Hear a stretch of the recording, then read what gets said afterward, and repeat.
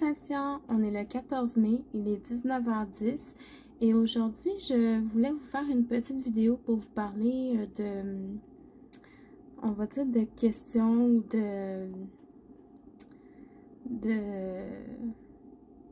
je sais pas trop comment dire, c'est le genre de post que je vois beaucoup passer sur Facebook, d'interrogation ou plutôt de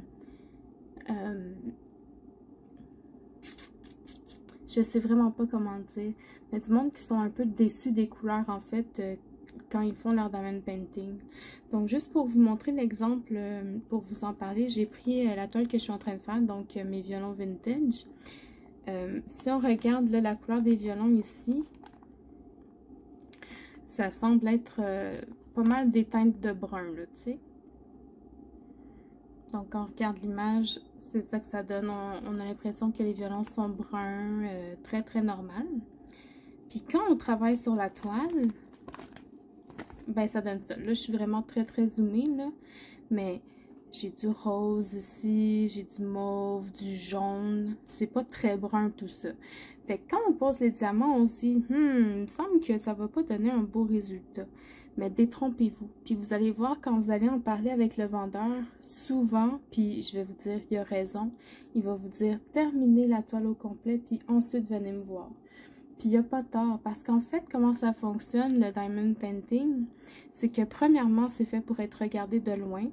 Puis en plus, dans des images qui sont faites en pixels comme ça, le couleur par couleur pour en former une, c'est que l'œil, quand on va le regarder, il va pas capter juste une couleur sur la toile, il va capter un ensemble de couleurs qui va en former une. C'est comme un peu des illusions d'optique si on veut. C'est ce qui fait que ça donne des beaux résultats. Donc si je vous montre là en dézoomant, plus que je dézoome, moins on le voit rose. Puis si je m'éloigne encore plus, là je suis comme un peu bordélique là, mais... Et ça semble déjà plus brun. Donc ça, c'est la première chose à faire pour vous assurer que les couleurs vont donner un bon résultat. C'est de vous dézoomer, de vous éloigner. La deuxième chose à faire, si vous êtes comment vous avez allumé votre tablette, c'est d'éteindre la tablette. Donc ça vous donne un rendu encore mieux. Donc voilà. Je sais que certaines personnes aussi ont des problèmes avec ouais, mais c'est supposé être du vert foncé, puis c'est du noir, c'est du 310 au lieu d'être du, je sais pas moi, du... qu'est-ce qui pourrait être vert foncé? Je sais pas moi, au lieu d'être du vert foncé, c'est du 310, puis au lieu d'être du bleu marin, ben c'est du 310, mais c'est fait comme ça. Faut pas oublier aussi que dans la charte DMC, on a 447 couleurs, c'est pas énorme. Tandis que dans la vraie vie, là, des couleurs, il y en a à l'infini. Donc, c'est sûr qu'ils peuvent pas faire un chandail tout en 33-46, ça marcherait pas. Ils ont besoin de faire des dégradés. Puis oui, des fois, c'est du noir. Mais vous allez voir que en insérant des couleurs par-ci, par-là dans votre 310, ça va donner l'effet que c'est du bleu marin. Donc voilà, j'espère que ça aura répondu à vos interrogations, que ça vous aura aidé à apprécier les couleurs qu'il vous donne.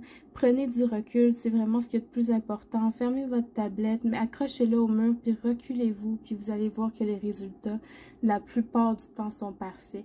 Je ne vais pas prendre pour exemple la toile de la licorne que j'ai fait parce que là, les couleurs, il en manquait clairement, puis c'était juste, c'était même pas une question de choix de couleur, c'était vraiment un fail total.